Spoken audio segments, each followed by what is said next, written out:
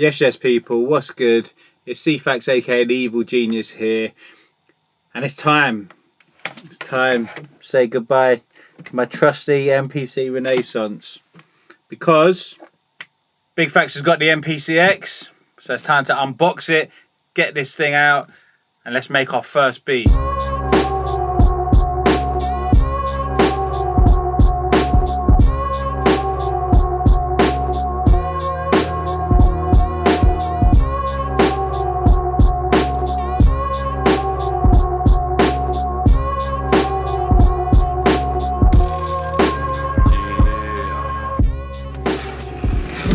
Definitely feels like Christmas. I need to put some MF Doom and Cooking Soul on.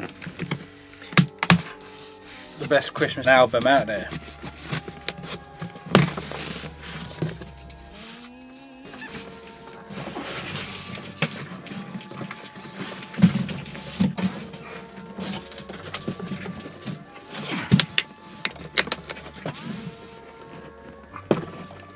There she is. And whilst the MPC Ren has got me through the good times and the bad, can't say I'm not excited for this one.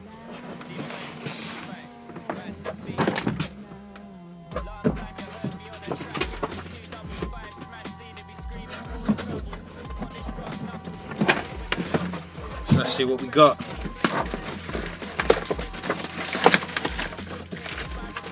Alright.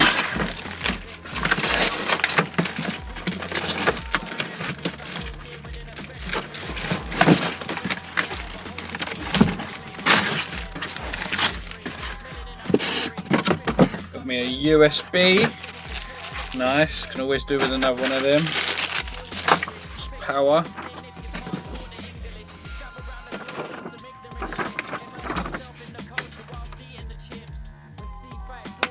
Nice little guide. I don't need that.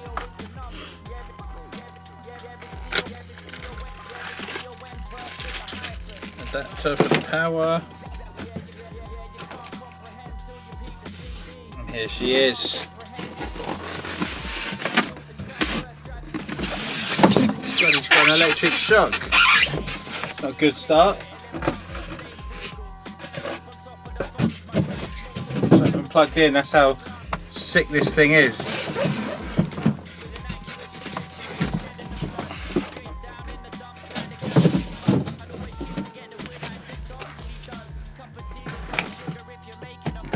Thank you for everything you've done for me, MPC Ren. It's time for an upgrade. This is shiny as hell.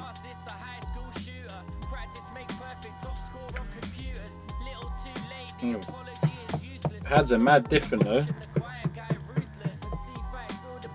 Pads feel really hard. The pads feel a lot harder than the MPC Ren. Like when you press the MPC Ren,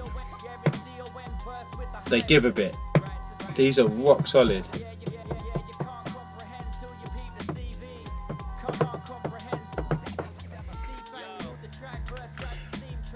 One of the things I really wanted this for was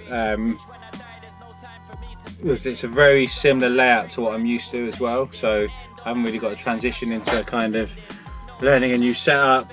I did debate one of the others, like the MPC Live 2, for example, but I really do like having my Q links here, and it's just like, as I say, the same setup that I'm used to, and the addition of the touchscreen should help things, should help my workflow even more. So yeah, gassed. Been waiting on this in a little while.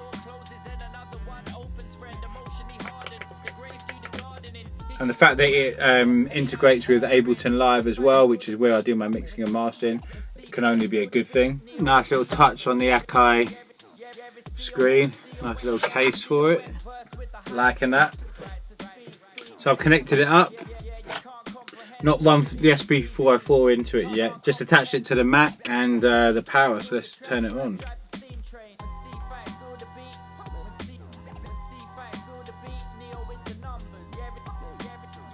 Ta-da. Loving it. Just looks and feels quality. It looks like I've got to do a bit of setup, a bit of loading. Be back at you. Alright, yes, so I've got it all set up. I've done all the long tech shizzle. I've done all the nonsense about setting up the drivers, got all that done. It took me a little bit of time to get my head around standalone mode versus using it as a plugin through Ableton, which is kind of what I do. The annoying thing about when you run it through Ableton, you lose the ability just to kind of press record and what have you. You have to use the computer and use the overdub feature to record. But on the whole, yeah, kind of good to go. Like, got it all set up. As I say, kind of like happy with the setup and what have you. It's very similar to my MPC Ren, like Q links, kind of pad bank and buttons and what have you there. You've got the data wheel in the same place, the play, stop, and what have you. Yeah, there's a few extras, and obviously the touch screen, which is going to be something that I've got to get my head around. Because just having a little play around, a couple of things I noticed straight away. There's no select all feature on the grid, which is a bit annoying. I found with like just going through, like there's you can copy events to another track, so you can kind of, that's a very quick and easy way to copy everything on your track to another one, which is great, to another sequence. But if I just want to select all and delete everything quick time, so far all I've figured out is that I've got to drag, even using the software, right? So that's a little bit annoying. There may be another way. If anyone knows a better way, stick it in the comments, please. I'd love to hear it. I've loaded up a template for the drums which was for a Shotgun the Aux beat that I did. There's actually, you can see a video of me making that beat in actual fact here. So anyway, yeah, so I've got a bit of a template in place. So I've got drums, hat, reverb, snare. Don't need too much. As I say, it's going to be a quick one today, just playing around with the system to start off with.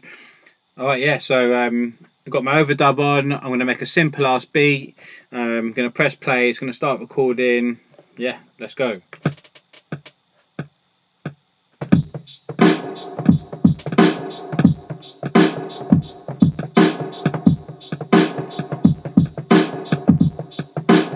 Going to use the grid now, give it another go. Going to tidy it up. Let's see how I get on. Alright, so yeah, played around with it. I'm not as quick and I'm not as like fast as I was. It took me longer than I thought it would be. I thought it would be a little bit more crisp using the grid on the touchscreen.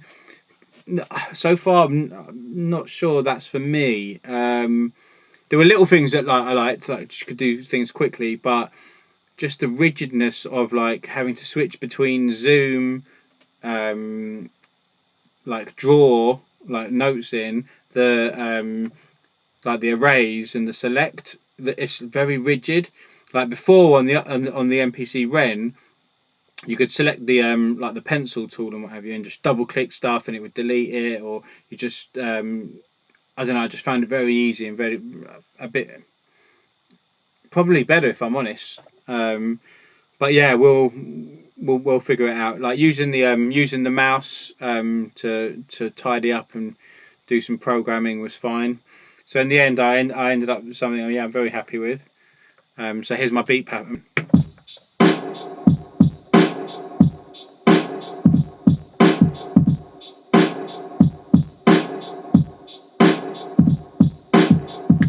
As I say, simple. Kind of played around a little bit with the ghost kicks, just crisped and tightened it up. A couple extra kicks here and there, but pretty much what I did, and just as I say, just tidied it up where needed. I went into my library of stuff I've sampled over the years, just kind of scroll through, just pick something.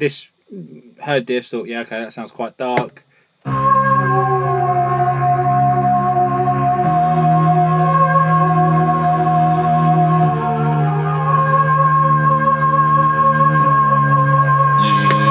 So I liked it, and what I found is when I started sampling, I really liked when you go to the program edit section and you go to the sample bit, you can warp and time stretch as well as do like play around with the sample as well. So you don't do your chopping and trimming there as such. Well, you can trim it, but you don't do your chopping in that from the program edit. But once you've got your samples laid, so I kind of chop them. So I chopped them, and then when I was going in them, I realised you can warp and time stretch really easy without, because before on the old MPCs, you have to do it in the sample edit function, and then it kind of buffers and takes a bit of time. And then this is so instantaneous, so quick, you can play around with it while you're playing the sample. I thought that's sick. So I'm going to have a lot of fun with that. That's really going to kind of help me manipulate my samples a little bit more.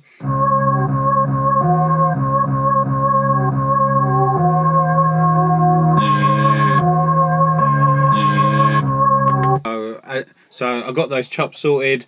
I put some filters on there. Again, really liking how easy it is to add on some like low pass and high pass filters. A few other funky stuff. I've got some SP1200 emulations. There's a couple of other cool little features, so I just played around with that. If we go back to the grid. Alright, so let's lay the melody. Little 4-bar count in. Let's go.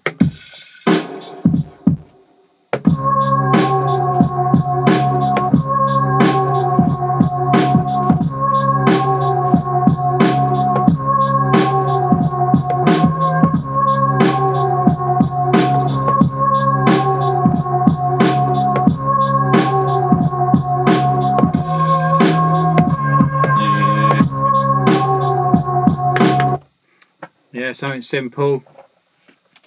Have a little play around with it.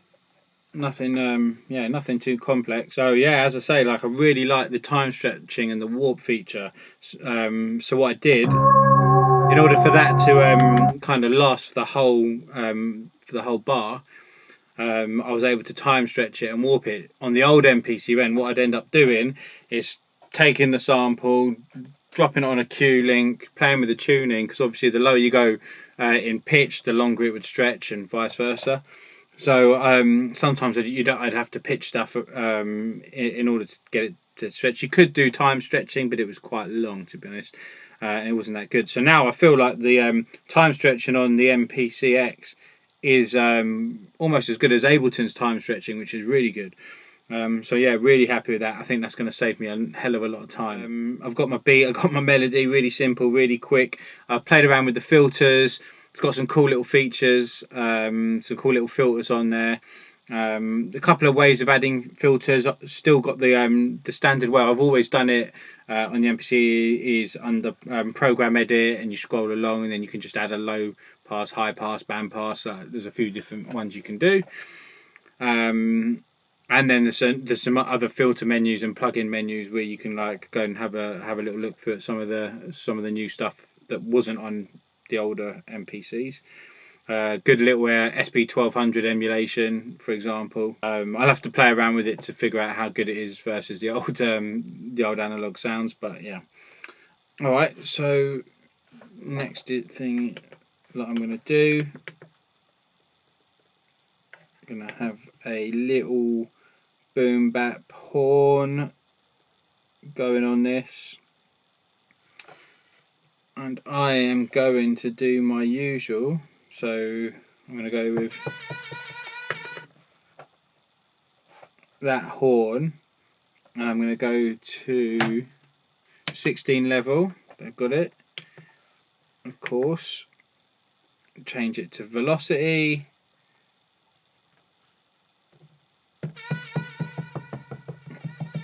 Sweet as a nut. So we can do our usual kind of horn feature, very easy. So let's lay the horns.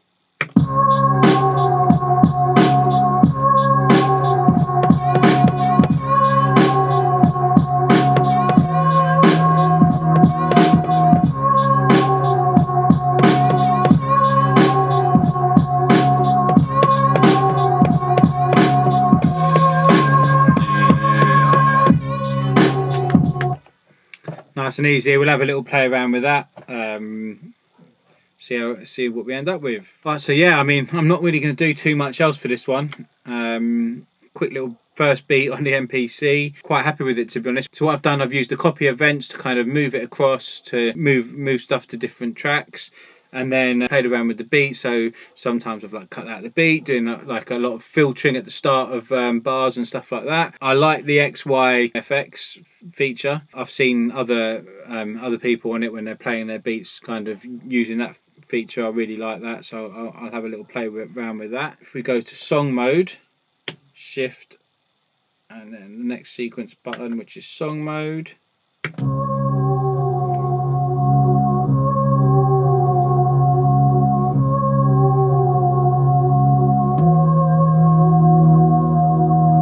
Thanks, the evil genius.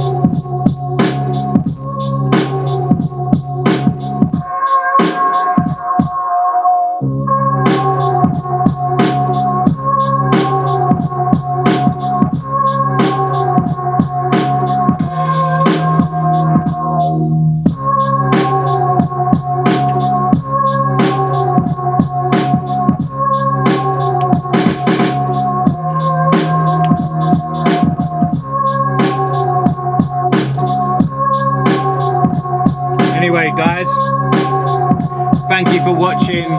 Please keep liking, subscribing. Peace.